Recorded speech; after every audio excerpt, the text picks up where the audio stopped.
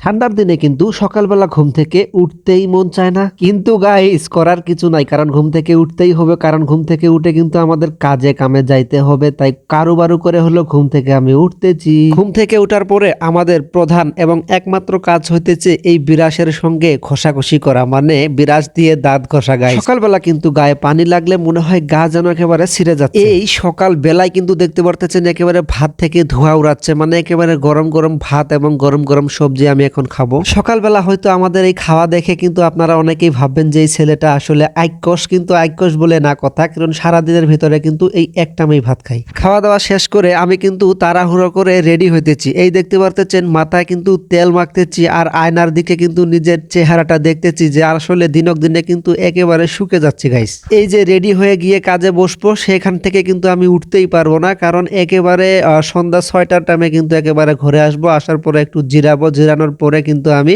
কিছু কাজ কাম করে 8টার ওদিকে ভাত খাবো। এই যে খেয়ে গেলাম আর ওই 8টায় খাবো, এর ভিতরে কিন্তু আমি কোনো প্রকারের ভাত টাত খাই না, একেবারে পানি আর শুধু অল্প কিবা কিবি খেয়ে সারাটা দিন পার করে দেই। তো সবাই ভালো থাকবেন, সুস্থ থাকবেন, আল্লাহ হাফেজ।